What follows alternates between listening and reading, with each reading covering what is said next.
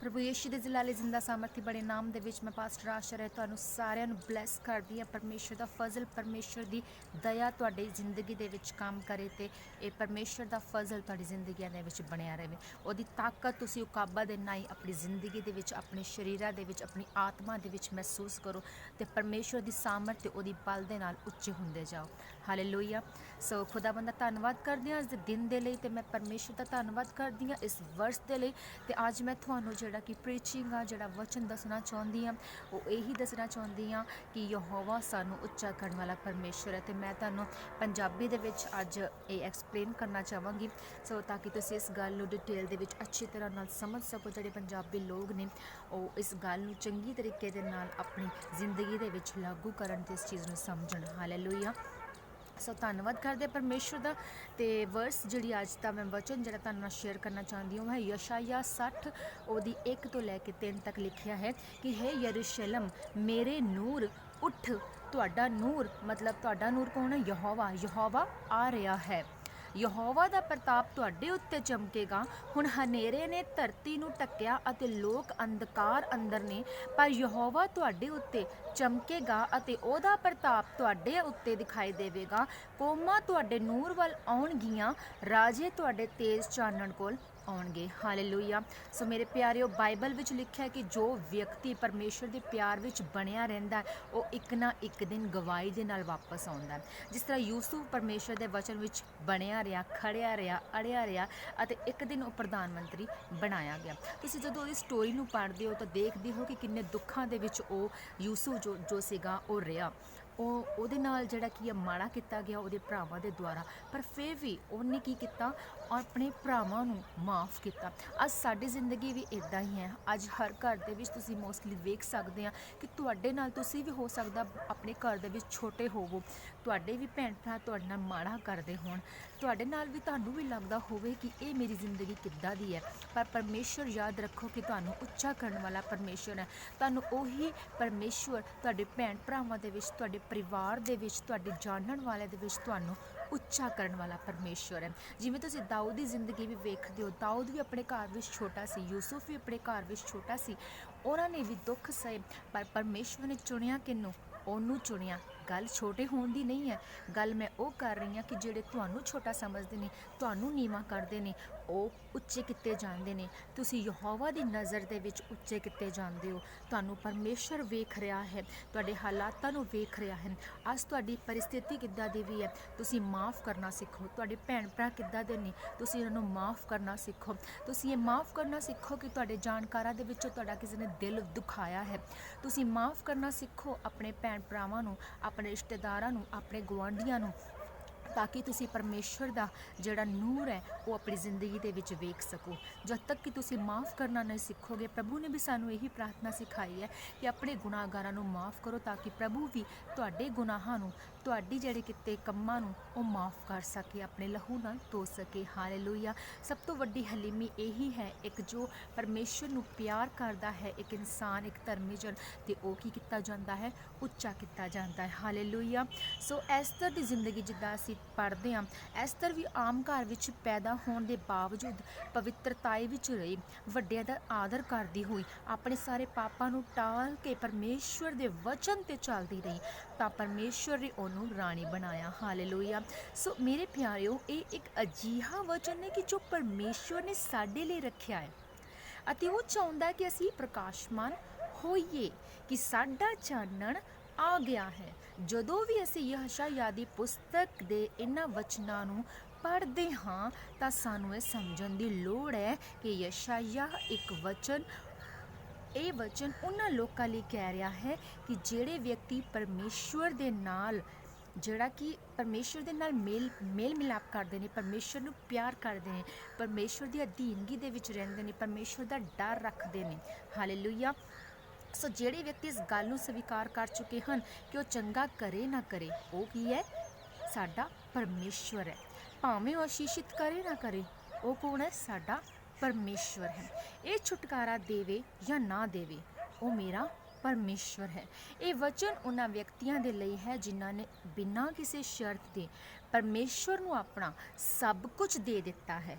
ਅਜਿਹੇ ਵਿਅਕਤੀਆਂ ਨੂੰ ਹੀ ਇਹ ਵਚਨ ਅੰਗੀਕਾਰ ਕਰਨਾ ਚਾਹੀਦਾ ਹੈ, ਕਿਉਂਕਿ ਸੱਚਮੁੱਚ ਉਹਨਾਂ ਦਾ ਚਾਨਣ ਆ ਚੁੱਕਿਆ। ਔਰ ਉਹ ਚਾਨਣ ਕਿਹਨਾਂ ਲੋਕਾਂ ਦਾ ਹੈ? ਜਿਹੜੇ ਪ੍ਰਭੂ ਦਾ ਡਰ ਰੱਖਦੇ ਨੇ, ਜਿਹੜੇ ਇਹ ਸੋਚਦੇ ਨੇ ਕਿ ਪ੍ਰਭੂ ਸਾਡਾ ਬਲੈਸ ਕਰੇ ਨਾ ਕਰੇ, ਹਰ ਦੁੱਖ ਦੇ ਵਿੱਚ, ਹਰ ਸੁੱਖ ਦੇ ਵਿੱਚ ਉਹ ਪ੍ਰਭੂ ਦੇ ਨਾਲ ਨੇ ਤੇ ਪ੍ਰਭੂ ਉਹਨਾਂ ਦੇ ਨਾਲ ਹੈ। ਹਾਲੇਲੂਇਆ। ਸੋ ਅਸੀਂ ਪ੍ਰਭੂ ਨੂੰ ਕਈ ਵਾਰੀ ਹੁੰਦਾ ਕਿ ਅਸੀਂ ਬਹੁਤ ਨਿਰਾਸ਼ ਹੋ ਜਾਂਦੇ, ਅਸੀਂ ਪ੍ਰਭੂ ਨੂੰ ਛੱਡ ਦਿੰਦੇ ਹਾਂ, ਅਸੀਂ ਬਹੁਤ ਦੁੱਖਾਂ ਦੇ ਵਿੱਚ ਹੁੰਦੇ ਹਾਂ, ਇੰਨੀ ਜ਼ਿਆਦਾ ਪਰੇਸ਼ਾਨੀਆਂ ਦੇ ਵਿੱਚ ਹੁੰਦੇ ਹਾਂ ਕਿ ਅਸੀਂ ਕਹਿੰਦੇ ਹਾਂ ਕਿ ਪ੍ਰਭੂ ਨੇ ਸਾਨੂੰ ਕੀ ਦਿੱਤਾ, ਪ੍ਰਭੂ ਨੇ ਅੱਜ ਤੱਕ ਸਾਡੇ ਲਈ ਕੀ ਕੀਤਾ। ਅਸੀਂ ਪ੍ਰਾਰਥਨਾਵਾਂ ਕਰ ਰਹੇ ਹਾਂ ਕਿ ਸਾਡੀਆਂ ਪ੍ਰਾਰਥਨਾਵਾਂ ਨੂੰ ਉਹ ਸੁਣ ਨਹੀਂ ਰਿਹਾ, ਪਰ ਤੁਸੀਂ ਯਕੀਨ ਮੰਨੋ ਪਰਮੇਸ਼ਵਰ ਤੁਹਾਡੀ ਇੱਕ ਇੱਕ ਪ੍ਰਾਰਥਨਾ ਨੂੰ ਸੁਣਦਾ ਹੈ।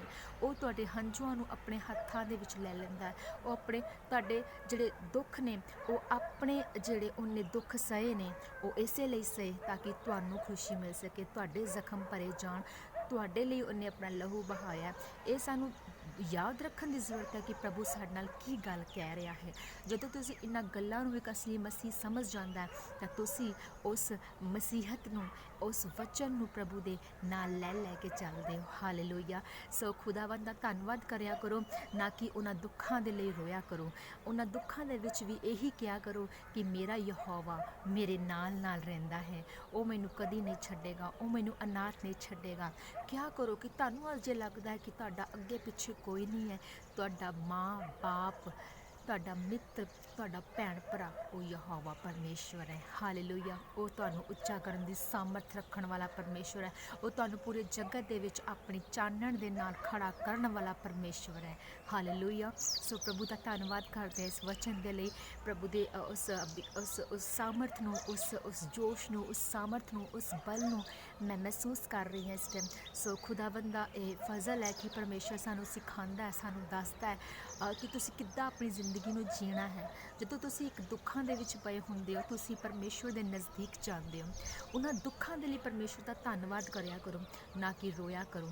ਸੋ ਕਿ ਖੁਦਾ ਤੁਹਾਨੂੰ ਕੀ ਕਰਦਾ ਹੈ? ਉੱਚਾ ਕਰਦਾ ਹੈ। ਇਹ ਯਾਦ ਰੱਖਣਾ ਹਮੇਸ਼ਾ ਗੱਲ ਕਿ ਪਰਮੇਸ਼ਵਰ ਦਾ ਫਜ਼ਲ ਤੁਹਾਡੀ ਜ਼ਿੰਦਗੀ ਦੇ ਵਿੱਚ ਉਦੋਂ ਹੀ ਹੋ ਜਾਂਦਾ ਹੈ ਜਦੋਂ ਤੁਸੀਂ ਪਰਮੇਸ਼ਵਰ ਦੇ ਨਾਮ ਦੇ ਵਿੱਚ ਸੱਚੇ ਦਿਲ ਦੇ ਨਾਲ ਆਪਣੇ ਪਾਪਾਂ ਦਾ ਅੰਗੀਕਾਰ ਕਰ ਲੈਂਦੇ ਹੋ, ਔਰ ਪਰਮੇਸ਼ਵਰ ਤੁਹਾਨੂੰ ਪਾਕ ਸਾਫ਼ ਕਰ ਦਿੰਦਾ ਹੈ। ਔਰ ਪਵਿੱਤਰ ਆਤਮਾ ਦਾ ਬਪਤਿਸਮਾ ਜਦੋਂ ਤੁਹਾਨੂੰ ਮਿਲ ਜਾਂਦਾ ਹੈ, ਤੁਸੀਂ ਕਿਸੇ ਵੀ ਹਾਲਾਤ ਦੇ ਵਿੱਚ ਹੁੰਦੇ ਹੋ, ਉਸ ਮੱਸਾ ਤੋਂ ਤੁਸੀਂ ਬਚ ਨਹੀਂ ਸਕਦੇ। ਉਸ ਮੱਸਾ ਦੇ ਵਿੱਚ ਤੁਸੀਂ ਜੋ ਪ੍ਰੇਅਰ ਕਰੋਗੇ, ਜੋ ਮੰਗੋਗੇ, ਪ੍ਰਭੂ ਤੁਹਾਨੂੰ ਦੇ ਦਿੰਦਾ ਹੈ। ਹਾਲੇਲੂਇਆ।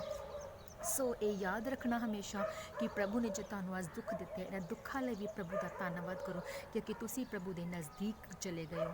ਤੁਹਾਡਾ ਕੁਝ ਤੁਹਾਨੂੰ ਮਿਲੇ ਨਾ ਮਿਲੇ, ਇਹ ਆਸ ਦੇ ਨਾਲ ਨਹੀਂ, ਇਸ ਆਸ ਦੇ ਨਾਲ ਕਿ ਪ੍ਰਭੂ ਮੈਨੂੰ ਕੁਝ ਵੀ ਨਾ ਦੇਵੇ, ਫਿਰ ਵੀ ਉਹ ਮੇਰਾ ਕੀ ਹੈ? ਪਰਮੇਸ਼ਵਰ ਹੈ। ਹਾਲੇਲੂਇਆ।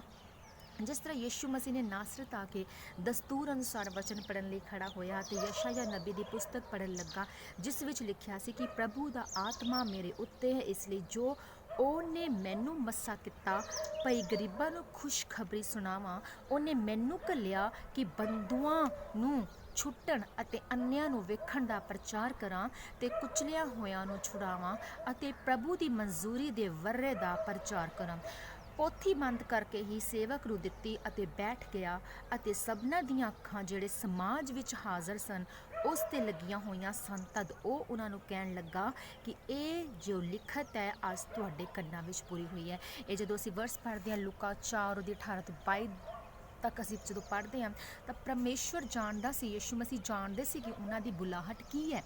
ਉਹਨਾਂ ਨੇ ਉਹੀ ਵਰਸ ਜਿਹੜੀ ਕੀ ਆ ਉਹ ਪੜ੍ਹੀ ਤੇ ਲੋਕਾਂ ਨੇ ਉਹਨਾਂ ਨੂੰ ਕੀ ਕੀਤਾ? ਅਸਵੀਕਾਰ ਕੀਤਾ, ਨਿਰਾਦਰ ਕੀਤਾ, ਅਪਮਾਨ ਕੀਤਾ। ਜਦੋਂ ਪ੍ਰਭੂ ਨੇ ਇਹ ਗੱਲ ਕਹੀ ਕਿ ਕਿਉਂਕਿ ਉਹੀ ਉਹ ਜਗਤ ਦਾ ਕੀ ਸੀ? ਮਸੀਹਾ ਸੀ। ਲੋਕ ਜਾਣਦੇ ਸੀ ਕਿ ਮਸੀਹਾ ਆਉਣ ਵਾਲਾ ਹੈ, ਪਰ ਉਹ ਇਹ ਨਹੀਂ ਸੀ ਜਾਣਦੇ ਕਿ ਮਸੀਹਾ ਇਹੀ ਹੈ। ਤੇ ਉਹ ਵਿਸ਼ਵਾਸ ਨਹੀਂ ਸੀ ਕਰ ਰਹੇ ਕਿਉਂਕਿ ਉਹਨਾਂ ਦੀ ਅੰਦਰਲੀਆਂ ਅੱਖਾਂ ਜੋ ਸੀਗੀਆਂ, ਜੋ ਦੇਖਣ ਦੀ ਜਿਹੜੀ ਆਤਮਿਕ ਜਿਹੜੀ ਅੱਖਾਂ ਸੀਗੀਆਂ ਉਹ ਬੰਦ ਸੀਗੀਆਂ। ਉਹਨਾਂ ਦੇ ਕੰਨ ਜਿਹੜੇ ਸੀਗੇ ਉਹ ਆਤਮਿਕ ਉਹ ਬੰਦ ਸੀਗੇ। ਸੋ ਮੇਰੇ ਪਿਆਰਿਓ, ਮੇਰੇ ਪ੍ਰਭੂ ਦੇ ਜੀਵਨ ਵਿੱਚ ਵੀ ਉਹ ਵਚਨ ਉਦੋਂ ਪੂਰਾ ਹੋਇਆ ਜਦ ਉਹਨਾਂ ਨੇ ਉਹਦਾ ਅੰਗੀਕਾਰ ਕੀਤਾ। ਜਗਤ ਦਾ ਚਾਨਣ ਕੌਣ ਬਣ ਕੇ ਆਇਆ? ਯਿਸੂ ਮਸੀਹ ਬਣ ਕੇ ਆਇਆ। ਹਾਲੇਲੂਇਆ। ਅੱਜ ਮੇਰਾ ਵਿਸ਼ਵਾਸ ਹੈ ਕਿ ਇਹ ਵਚਨ ਤੁਹਾਡੇ ਜੀਵਨ ਵਿੱਚ ਪੂਰਾ ਹੋ ਰਿਹਾ ਹੈ। ਮੇਰੇ ਪਿਆਰਿਓ, ਮੈਂ ਵੀ ਸਧਾਰਨ ਪਰਿਵਾਰ ਦੇ ਨਾਲ ਹੀ ਸੰਬੰਧ ਰੱਖਦੀ ਹਾਂ। ਮੇਰੇ ਪਰਿਵਾਰ ਦੇ ਵਿੱਚ ਵੀ ਇਹੀ ਇੱਕ ਆਮ ਇਨਸਾਨ ਦੀ ਤਰ੍ਹਾਂ ਹੀ ਜਿਹੜੀ ਕੀ ਹੈ ਜ਼ਿੰਦਗੀ ਰਹੀ ਹੈ। ਪਰ ਦੁੱਖਾਂ ਦੇ ਵਿੱਚ ਹੋਣ ਦੇ ਬਾਵਜੂਦ ਵੀ ਅੱਜ ਮੈਂ ਪਰਮੇਸ਼ਵਰ ਨੂੰ ਇੰਨਾ ਹੱਦ ਤੱਕ ਜਾਣਦੀ ਹਾਂ ਕਿ ਪਰਮੇਸ਼ਰ ਦੇ ਨਾਲ ਜਦੋਂ ਤੁਸੀਂ ਪ੍ਰੇਮ ਕਰ ਲੈਂਦੇ ਆ ਨਾ, ਆਪਣੇ ਦੁੱਖਾਂ ਦਾ, ਉਹਨਾਂ ਦੁੱਖਾਂ ਦਾ ਤੁਸੀਂ ਧੰਨਵਾਦ ਕਰਦੇ ਆ ਜੋ ਪ੍ਰਭੂ ਨੇ ਤੁਹਾਨੂੰ ਦਿੱਤੇ ਹੁੰਦੇ ਨੇ, ਕਿਉਂਕਿ ਜੇ ਇਹ ਦੁੱਖ ਨਾ ਹੋਣ ਤੇ ਅਸੀਂ ਪ੍ਰਭੂ ਨੂੰ ਨਹੀਂ ਜਾਣ ਸਕਦੇ। ਹਾਲੇਲੂਇਆ। ਸੋ ਜੋ ਪ੍ਰਭੂ ਯਿਸੂ ਮਸੀਹ ਹੈ, ਬਾਈਬਲ ਵਿੱਚ ਲਿਖਿਆ ਕਿ ਉਹ ਤੇਰੇ ਧਰਮ ਨੂੰ ਚਾਨਣ ਵਾਂਗ ਅਤੇ ਤੇਰੇ ਨਿਆਏ ਨੂੰ ਦੁਪਹਿਰ ਵਾਂਗ ਪ੍ਰਕਾਸ਼ਿਤ ਕਰੇਗਾ। ਸੋ ਇਹ ਅੰਗੀਕਾਰ ਕਰਨਾ ਤੁਸੀਂ ਕਰਨਾ ਹੈ ਕਿ ਪ੍ਰਭੂ ਮੇਰਾ ਕੀ ਹੈ, ਯਹੋਵਾ ਮੇਰਾ ਕੀ ਹੈ, ਚਾਨਣ ਹੈ। ਉਹਨੇ ਕਿਹਾ ਕਿ ਦੁਆਰਾ ਵਰਸ ਪੜ੍ਹਦੇ ਕਿ ਰਾਜੇ ਤੁਹਾਡੇ ਤੇਜ਼ ਚਾਨਣ ਕੋਲ ਆਉਣਗੇ। ਮਤਲਬ ਜੋ ਵੱਡੇ ਵੱਡੇ ਲੋਕ ਵੀ ਹੋਣਗੇ, ਵੱਡੇ ਵੱਡੇ ਜੋ ਆਪਣੇ ਆਪ ਨੂੰ ਸਮਝਦੇ ਨੇ, ਉਹ ਵੀ ਕੀ ਕਰਨਗੇ, ਤੁਹਾਨੂੰ ਪੁੱਛਣਗੇ। ਹਾਲੇਲੂਇਆ। ਸੋ ਜ਼ਬੂਰਾ ਦੀ ਪੋਥੀ 37 ਉਹਦੀ 6 ਦੇ ਵਿੱਚ ਲਿਖਿਆ ਕਿ ਧਰਮ ਨੂੰ ਚਾਨਣ ਵਾਂਗ, ਉਹ ਤੇਰੇ ਧਰਮ ਨੂੰ ਚਾਨਣ ਵਾਂਗ ਅਤੇ ਤੇਰੇ ਨਿਆਂ ਨੂੰ ਦੁਪਹਿਰ ਵਾਂਗ ਪ੍ਰਕਾਸ਼ ਕਰੇਗਾ। ਹਾਲੇਲੂਇਆ। ਸੋ ਕਿੰਨੀ ਵੱਡੀ ਗੱਲ ਪਰਮੇਸ਼ਵਰ ਕਹਿ ਰਹੇ ਨੇ। ਪਰਮੇਸ਼ਵਰ ਕਹਿੰਦੇ ਨੇ ਕਿ ਉਹ ਸਾਡੇ ਧਰਮ ਨੂੰ ਚਾਨਣ ਦੇ ਵਾਂਗ ਬਿਖੇਰ ਦੇਗਾ। ਜਦੋਂ ਤੁਸੀਂ ਧਾਰਮਿਕ ਹੋ ਜਾਂਦੇ ਹੋ, ਤੁਸੀਂ ਪ੍ਰਭੂ ਦੇ ਵਿੱਚ ਚਲੇ ਜਾਂਦੇ ਹੋ ਇੱਕ ਤਰ੍ਹਾਂ ਦੇ ਨਾਲ ਕਿ ਵਚਨ ਦੇ ਵਿੱਚ ਤੁਹਾਨੂੰ ਜੋ ਮਰਜ਼ੀ ਹੋ ਜਾਏ, ਪ੍ਰਭੂ ਦੇ ਵਚਨ ਤੋਂ ਤੁਸੀਂ ਬਾਹਰ ਨਹੀਂ ਆਉਂਦੇ। ਤੁਸੀਂ ਰੋਜ਼ੇ ਰੱਖਦੇ ਹੋ, ਪ੍ਰਾਰਥਨਾ ਕਰਦੇ ਹੋ, ਚਰਚ ਜਾਂਦੇ ਹੋ, ਪ੍ਰਭੂ ਦੇ ਵਚਨਾਂ ਨੂੰ ਫੋਲੋ ਕਰਦੇ ਹੋ ਪੂਰੀ ਤਰ੍ਹਾਂ ਦੇ ਨਾਲ। ਜੋ ਜੋ ਪ੍ਰਭੂ ਕਹਿ ਰਹੇ ਨੇ ਉਹ ਤੁਸੀਂ ਕਰਦੇ ਹੋ, ਔਰ ਵਚਨ ਨੂੰ ਨਾਲ ਲੈ ਕੇ ਘਰੋਂ ਉੱਠਦੇ ਬਹਿੰਦੇ ਤੁਰਦੇ ਕਿਤੇ ਜਾਂਦੇ ਕੰਮ ਕਰਦੇ ਪ੍ਰਭੂ ਦੇ ਵਚਨ 'ਤੇ ਵਿਸ਼ਵਾਸ ਰੱਖਦੇ ਹੋ, ਔਰ ਕਿਸੇ 'ਤੇ ਵਿਸ਼ਵਾਸ ਨਹੀਂ ਰੱਖਦੇ, ਤਾਂ ਪ੍ਰਭੂ ਕੀ ਕਹਿੰਦਾ ਕਿ ਮੈਂ ਤੇਰੇ ਧਰਮ ਨੂੰ ਚਾਨਣ ਦੇ ਵਾਂਗ, ਤੇਰੇ ਜਿਹੜੇ ਨਿਆਂ ਨੂੰ ਦੁਪਹਿਰ ਦੇ ਵਾਂਗ ਪ੍ਰਕਾਸ਼ਿਤ ਕਰਾਂਗਾ। ਜਿਹੜਾ ਤੇਰਾ ਨਿਆਂ ਹੈ ਉਹ ਮੈਂ ਦੁਪਹਿਰ ਦੇ ਪ੍ਰਕਾਸ਼ ਦੇ ਵਾਂਗੂ ਸਾਰੀ ਦੁਨੀਆ ਦੇ ਅੱਗੇ, ਇਹ ਦੁਨੀਆ ਦੇ ਵਿੱਚ, ਤੇਰੇ ਰਿਸ਼ਤੇਦਾਰਾਂ ਦੇ ਵਿੱਚ, ਤੇਰੇ ਗੁਆਂਢੀਆਂ ਦੇ ਵਿੱਚ, ਤੇਰੇ ਜਾਣਨ ਵਾਲਿਆਂ ਦੇ ਵਿੱਚ, ਤੂੰ ਜਿੱਥੇ ਜਾਏਗਾ ਉੱਥੇ ਕੀ ਹੈ, ਮੈਂ ਪ੍ਰਕਾਸ਼ਿਤ ਤੈਨੂੰ ਕਰਾਂਗਾ, ਤੈਨੂੰ ਜ਼ਾਹਿਰ ਕਰਾਂਗਾ, ਤੇਰੇ ਵਿੱਚ ਹੋ ਕੇ ਤੈਨੂੰ ਕੀ ਕਰਾਂਗਾ, ਉੱਚਾ ਕਰਾਂਗਾ। ਹਾਲੇਲੂਇਆ। ਸੋ ਪਰਮੇਸ਼ਵਰ ਤੁਹਾਨੂੰ ਇੰਝ ਹੀ ਉੱਚਾ ਕਰੇ, ਮੇਰੀ ਇਹ ਪ੍ਰਾਰਥਨਾ ਹੈ ਪ੍ਰਭੂ ਦੇ ਅੱਗੇ। ਆਮੇਨ। ਸੋ ਪ੍ਰਾਰਥਨਾ ਕਰਦੀ ਹਾਂ ਇਸ ਵਚਨ ਦੇ ਲਈ, ਔਰ ਪਰਮੇਸ਼ਰ ਦਾ ਬਹੁਤ ਧੰਨਵਾਦ ਕਰਦੀ ਹਾਂ ਮੈਂ ਕਿ ਪ੍ਰਭੂ ਨੇ ਗੱਲ ਦੱਸਣ ਲਈ ਤੁਹਾਨੂੰ ਮੈਨੂੰ ਕਿਹਾ ਕਿ ਮੈਂ ਦੱਸ ਸਕਾਂ। ਔਰ ਪ੍ਰਭੂ ਦਾ ਜਿਹੜਾ ਕੀ ਹੈ, ਮੈਂ ਇੱਕ ਗੱਲ ਪੰਜਾਬੀ ਦੇ ਵਿੱਚ ਦੱਸੀ ਹੈ, ਅਤੇ ਜੇ ਕੋਈ ਪੰਜਾਬੀ ਦੇ ਵਿੱਚ ਕੋਈ ਵੀ ਮੇਰੇ ਤੋਂ ਜੇ ਨਹੀਂ ਕਹਿ ਹੋਈ ਕੋਈ ਗੱਲ ਤਾਂ ਮੈਨੂੰ ਮਾफ़ ਕਰਿਓ, ਕਿਉਂਕਿ ਮੋਸਟਲੀ ਮੈਂ ਕੀ ਕਰਦੀ ਹਾਂ, ਹਿੰਦੀ ਦੇ ਵਿੱਚ ਪ੍ਰੀਚ ਕਰਦੀ ਹਾਂ। ਸੋ ਅੱਜ ਮੇਰਾ ਦਿਲ ਕੀਤਾ ਕਿ ਮੈਂ ਪੰਜਾਬੀ ਦੇ ਵਿੱਚ ਤੁਹਾਨੂੰ ਸਾਰਿਆਂ ਨੂੰ ਦੱਸਾਂ। ਸੋ ਪ੍ਰਭੂ ਤੁਹਾਨੂੰ ਬਹੁਤ ਬਹੁਤ ਆਸ਼ੀਸ਼ਿਤ ਕਰੇ, ਔਰ ਖੁਦਾਵੰਦ ਦਾ ਫਜ਼ਲ ਤੁਹਾਡੀ ਜ਼ਿੰਦਗੀ ਦੇ ਵਿੱਚ ਇੱਦਾਂ ਹੀ ਬਣਿਆ ਰਹੇ। ਤੁਸੀਂ ਪ੍ਰਭੂ ਦਾ ਜਿਹੜਾ ਕਿ ਚਾਨਣ ਉਹ ਜੋ ਬਹੁਤ ਜਲਦ ਵੇਖ ਸਕੋ, ਅਤੇ ਪ੍ਰਭੂ ਦੀ ਮਹਿਮਾ ਕਰੋ। ਹਾਲੇਲੂਇਆ। ਸੋ ਖੁਦਾਵੰਦ ਤੁਹਾਡੇ ਨਾਲ ਹੈ, ਖੁਦਾਵੰਦ ਦਾ ਫਜ਼ਲ ਤੁਹਾਡੇ ਨਾਲ ਹੈ, ਖੁਦਾਵੰਦ ਦਾ ਆਤਮਾ ਤੁਹਾਡੇ ਨਾਲ ਹੈ। ਸੋ ਪ੍ਰਭੂ ਦੀ ਮਹਿਮਾ ਇੱਦਾਂ ਹੀ ਕਰਦੇ ਰਹੋ, ਅਤੇ ਪ੍ਰਭੂ ਨੂੰ ਉੱਚਾ ਕਰਦੇ ਰਹੋ ਆਪਣੀ ਜ਼ਿੰਦਗੀ ਦੇ ਵਿੱਚ। ਪ੍ਰਭੂ ਤੁਹਾਨੂੰ ਬਹੁਤ ਬਹੁਤ ਬਹੁਤ ਪਿਆਰ ਕਰਦਾ ਹੈ। ਔਰ ਯਾਦ ਰੱਖਿਓ, ਆਪਣੀ ਜ਼ਿੰਦਗੀ ਦੇ ਸੰਘਰਸ਼ਾਂ ਤੋਂ ਕਦੀ ਹਾਰ ਨਹੀਂ ਮੰਨਣੀ, ਕਿਉਂਕਿ ਸੰਘਰਸ਼ ਹਰੇਕ ਦੀ ਜ਼ਿੰਦਗੀ ਦਾ ਇੱਕ ਹਿੱਸਾ ਆਉਂਦੇ ਨੇ ਬਣ ਕੇ, ਪਰ ਜਦੋਂ ਯਹੋਵਾ ਸਾਡੀ ਜ਼ਿੰਦਗੀ ਦੇ ਵਿੱਚ ਆ ਜਾਂਦਾ, ਜੋ ਉਹ ਸਾਨੂੰ ਕੀ ਕਰਦਾ, ਉੱਚਾ ਕਰਦਾ। ਸੋ ਇਹ ਕਦੀ ਭੁੱਲਣਾ ਨਹੀਂ ਕਿ ਪਰਮੇਸ਼ਵਰ ਤੁਹਾਡੇ ਪਾਪਾਂ ਨੂੰ, ਗੁਨਾਹਾਂ ਨੂੰ ਮਾफ़ ਕਰਕੇ ਤੁਹਾਨੂੰ ਪਾਕ ਸਾਫ਼ ਕਰਦਾ ਅਤੇ ਤੁਹਾਨੂੰ ਉੱਚਾ ਕਰਦਾ। ਹਾਲੇਲੂਇਆ। ਔਰ ਅਸੀਂ ਪ੍ਰਾਰਥਨਾ ਕਰਦੇ ਯਿਸੂ ਮਸੀਹ ਦੇ ਸਾਮਰਥੀ ਨਾਮ ਦੇ ਵਿੱਚ।